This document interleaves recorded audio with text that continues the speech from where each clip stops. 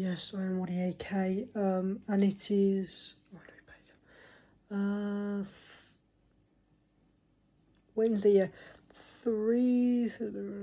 3 days ago, the Super Cup. I don't think I've looked at it. I haven't done a review of it. Honestly, good game. I don't. I take the Super Cup seriously. It's a trophy, no matter what. For me, it is sort of a major trophy. Okay, yes, it's before the season, but it's the Champions League winner versus the Europa League winner, which in my eyes is a massive thing. I think great match. Honestly, I think it was very close. That Doué goal was, I think, depending on where you look at it, he was offside. The fact it didn't go to VAR was a bit shocking. It didn't show it on the screen and on television and stuff like that. It didn't show anything. They just kind of, yeah, it's onside, which was a bit crazy. But the annoying thing for me was the fact that our players were putting their hands up, but they weren't sprinting back. In that situation, you don't call for an offside. You go sprint back, play to the whistle from an early age. What have you been taught to go play to the whistle? And they didn't do that. They played to themselves, put their hands up, thinking, "Oh, it's going to be offside," and Doué's got a free goal. So I think, in my opinion, Cash, Mings, Lindelof, and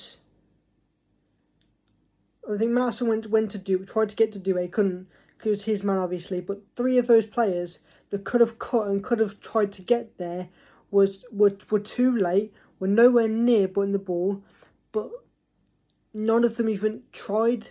They only ever started running as soon as Doué was like past them. Doué was pretty much the goal by the time they realised, oh shit, it might be onside, and they ran. But honestly, looking at the bright side, Hemmings, Alisson, obviously the man Maggio being the youngest ever player to score in a Super Cup final, which is absolutely massive for him. People have now, even though I said before, and Villa fans have been saying before, he is a great player. He will be a great player for us. Nobody believed us, but as soon as he scored that goal, everyone was hyping the guy up. And I bet you, as soon as he has one bad game, was like, nah, he's he's not going to be that good, and he's just going to underhype him. Brian Maggio, I will tell you now, will have a very good couple of seasons with Villa. I think he should stay at Villa. Honestly, I think he's going to get game time. Ollie Watkins, obviously he's on the older side.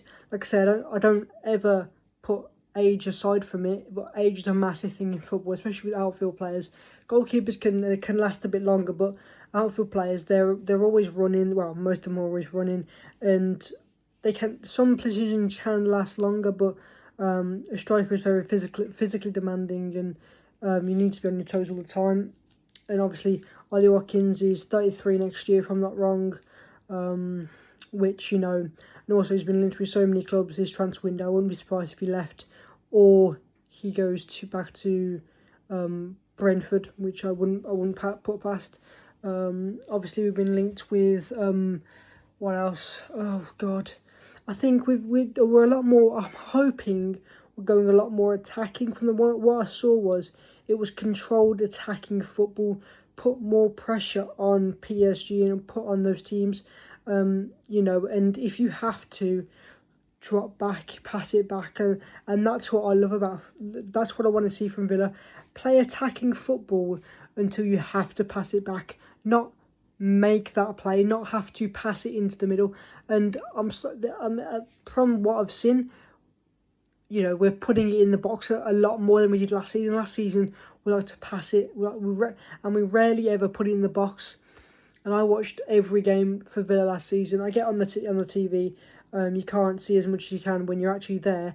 But from what I saw on the TV, obviously, they were rarely crossing it. They were really getting in the box. They were trying to pass it into the box and then pass it into the goal, which worked out in some cases.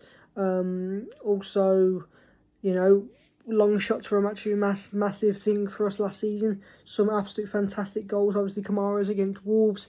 Buendia's 2 against I think Tottenham. Cash's against Man City. Morgan Rogers against so many teams. obviously, and then Buendia. I think the one goal I remember from last season was when Buendia put the nail in the coffin at Villa Park against Arsenal, which I think we were the only team last season to be all technically Big Six. And for me, Villa are in that Big Six now. I don't think Tottenham are Big Six at the moment. You know, I just don't think they're Big Six for me. I think if you want to talk brand, 100% go ahead. But if you want to talk history, overall history, and overall club, we are a better side. We have a better club in 100%. We've got the history to back it, we've got the trophies to back it. And we've got some star players to back it as well. Obviously, looking at pre-season, obviously pre-season has also ended 2-1 to Mönchengladbach, I think the name is. Played in Borussia Dortmund Stadium. But also, I heard Brian Maggio is going to be out for the first opening game. And I think it was Hemmings, I think that he's going to also be now. Two players are going to be out. Ollie Watkins most likely start. But I'm looking forward to Brighton next week on the Sunday. Obviously, I'm going to do my predictions now because I honestly will forget. In goal, I'm going to go with Dibu because I feel like he's still going to be there. In my opinion, I think he's still going to be there. So, obviously, if things change, we'll update it. But for now, Martinez, left back, I'm going to go with Maddison. Centre backs, I'm going to go with Powell and Konza because I believe he will stay. Right back, I'm going to go Matty Cash. Two CDMs, I'm going to go with Boubacar Kamara, Lindelof. Up front, we're going to have Manzambi. I think he's meant to be back. Or we'll play Gomez if not. John McGinn on the right, left back. I'm going to go with. I'm not going to say Garnacho. I'm going to go with Hemmings. I think Hemmings should be. I think if it's not Hemmings, then I want to go Alisson. I don't trust Garnacho enough. Alisson has shown some decent performances, so I wouldn't mind Alisson getting a go against Brighton because I think he is a star player and he needs time, and he has shown that against PSG. PSG is fantastic. But yeah, or Buendia. Like I said, Buendia was absolutely vital in that game against PSG. Man of the match for me. But striker, I'm going to go with Ollie Watkins. Has to be Ollie Watkins no matter what. But I think if I want anyone to come off the bench, look, I was talking to my dad earlier and about Brian Maggio's situation. I believe he'll get the FA Cups, he'll get the Carabao Cups, and sometimes come on for the Premier League. And maybe get a week.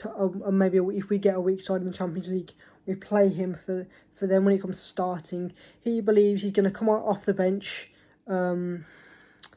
regularly. He's going to get minimum 15 minutes. He's going to play loads of games, which, like I said, I don't mind either. I really don't mind either. As long as he's developing, and as long as he becomes our next number 1 and next number 9, which I think he will. That's fine. Obviously, we're in talks with Aaron Wan-Bissaka. If that does change, I think Aaron Wan-Bissaka will play right mid. I think he'll come off the bench because those two can switch, I think, because Cash does also like to overlap. So does Wan-Bissaka. Wan-Bissaka can both defend and attack, so that's a good kind of idea from Unai Emery. Actually, I kind of love that. Also in talks with Suzuki, the goalkeeper, the Japanese international, obviously. I think he's from Freiburg. I want to say he's from Freiburg, but we've gone in for we're going to match PSG's 35 million, which is fair enough. I think he's a very young keeper. I think he's 23 and he looks like a fantastic player. He had a good World Cup as well, so I don't mind it. Martinez is transferred to Juventus. He's on a pause. What on a pause? I think they're still considering it. What else are we looking at?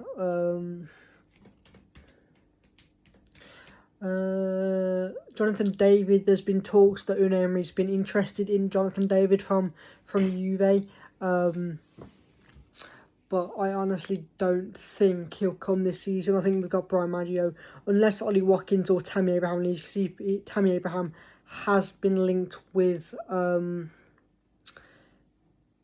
Forest. Obviously, Nottingham Forest just lost their second striker, if I'm not wrong, Taiwani or something like that, to Coventry City. So I'm guessing they're looking for another number 2 or to partner up with Chris Wood. So I'm guessing Tammy Abraham is the replacement if it goes off. Obviously, I think Tammy is a great player. I think on his day he could absolutely performance, but just hasn't been given time at Aston Villa. He's played a couple of games and just hasn't had the impact everyone was thinking. Obviously, lovely reunion for him and to come to Villa Park, but I do believe he should be given time. Which I think in the opening game he will get time to show a bit, hopefully. Trying to think. Honestly, I want to talk about Barcola's situation with Liverpool. The Barcola situation was honestly crazy, and it's still going on, and I think it will until the end of the fucking transfer window, which is honestly so stupid. Liverpool are trying to get Barcola on the cheap. And it's a PSG player who's been a phenomenal last season, had a phenomenal World Cup. You know, you're not going to get that man on the cheap, especially in this window. PSG want their star player, one of their star players, to, if they want him to go, they're going to set that price, and they have exactly that price. They've said 104, I think it's 145 and 145 million for him, and I think that's a fair price. But Barcola is a wonderful player, world-class player, and for me, that's going to be Luis Diaz sorted. Right mid, I think Engamoa needs to be trusted. Engamoa, look, I have the same feeling about youngsters. Youngsters need time, and we're moving into a sort of football where there's more and more youngsters. Max Dowman, he needs time, but from last season, I just don't think he's good enough. He scored 2 tap-ins last season. Engamoa scored 2 vital, if I'm not wrong, match-winning goals. One against Newcastle, and another against Fulham, if I'm not wrong. He scored a couple of goals as well. I think he scored 3 goals. Max Dowman scored a goal where there was no one in the fucking net, and I think another one that was just a tap-in, really. So I don't see much of Max Dowman. I think he can be a great player. I'm not putting past he can be a good player, but I just think he, last season, wasn't as everyone hypes it up to be, or Arsenal fans hype it up to be. Max Dowman, for now, is worse than, I think Brian Maggio is better than Max Dowman, in my honest opinion. I also think Brian Maggio is better than Engamoa. Liam Delap, obviously Liam Delap has been being interested by someone. I think we're interested in Nicholas Jackson. Tottenham and Man United are also looking. I think it was Man United that's looking into that, which I don't mind. I really don't mind Nicholas Jackson. But I honestly would rather want Jonathan David. Jonathan David, I think, is younger. But for now, it depends what kind of football he wants to play. Obviously, we've already got Brian Maggio, and I think Brian Maggio can, if you just give him time, honestly, give him matches, and honestly, he will be better than most players in the Premier League. I think he will get to top 5 Premier League players, not of all time, but I think when he plays, when he starts playing, when he gets frequent minutes, he will be one of the best goalkeepers in the league. If he gets game time, and I mean game time, I mean like a number 9 game time. I mean playing most games, playing every game, playing the vital games. And I think if you can get that stuck in his head where you know, and he already knows he's going to be the main man, you'll probably see a bombardment of balls into the box. We'll find that little space, we'll put it in, get a massive Brian Maggio's head, a 6'4" bloody bloke who can absolutely just, honestly, these physical plays are phenomenal. As I said to my mum before the Super Cup, Brian Maggio will score, and I'm telling you this now, and he bloody well did, and it was a brilliant goal, getting over, I think, of Marquinhos. Obviously, for me, Marquinhos is, honestly, I think PSG will go for the treble. That is 2024, 2025, and 2026. No, 2025, 2026, 2027 season, they will win. I think this year they'll win I think they'll win the Champions League. I think they'll win the treble again. And I think Kvaratskhelia will win the Ballon d'Or next season, because Kvaratskhelia is, honestly, if it wasn't for the World Cup, Kvaratskhelia would be winning the Ballon d'Or this season. He was phenomenal. Maybe Harry Kane. I think it would be very close between Kvaratskhelia and Harry Kane. Those two are absolutely phenomenal players. Dembele. Honestly, PSG are going to be so frightening to play against the Champions League. I think if we get them, honestly, I would be down. Honestly, I would give us the challenge. Give us the challenge we need. Give us, and I want the redemption from the Super Cup and also the games 4. We can beat them, and any for me, football is football. Anybody can beat anybody, and we saw this. Bodo Glimt last season. They were flying. They beat Man City. They beat a load of big teams, and unfortunately it ended. But they were brilliant. Who else? Villa. We beat the top 6, and I think that's absolutely magical. The fact that people were saying we're going to finish below than 10th because we had a horrible transfer market window. We had a horrible window. People thought everyone's leave, and we're gonna have a horrible season. No, we went out there. We proved we're going to win the Europa League. We beat the so-called Big Six. Two of them, one of them, I think one of the Man City we won twice. Tottenham we won twice. No, we beat them 3 times for not long in the FA Cup. Chelsea we 1-1 on them. Arsenal 1-1. Who else? Man United the same 1-1. Not wrong. Liverpool, I think we beat them twice, if I'm not wrong. Oh no, we drawed once and we won, I think, with them. So yeah, we beat pretty much every top 6 player. We beat most teams in the league last season. Obviously, we did lose games. We also draw games, which for me was the big part. The only reason we didn't really get higher was because of the poor start of the season. People are also now saying we're going to get like top 8, I think it was. People saying that, and it's not. We're not. For me, the Villa is. Don't root against us. People are thinking, oh, Tom's had a good season. Chelsea's had a good season. A good transfer window. People forget the managers. Enzo Maresca, new Man City manager. He's new. Xabi Alonso's new. A load of new players we know how that worked out with Liverpool. That didn't go so well. A load of new players and a load of new squad doesn't normally go well. To be honest, for me, and this may sound an absolute massive, Unai Emery, this is a massive hot take, Unai Emery is the best manager in the Premier League currently. Mainly because he's won so many European titles, and also, and Arteta just won a Prem and an FA Cup, and I don't think he won a Community Shield. And it took him so long to do it. I do believe Unai Emery is, look past Pep. Once Pep gone, Unai Emery is the best manager, 100%.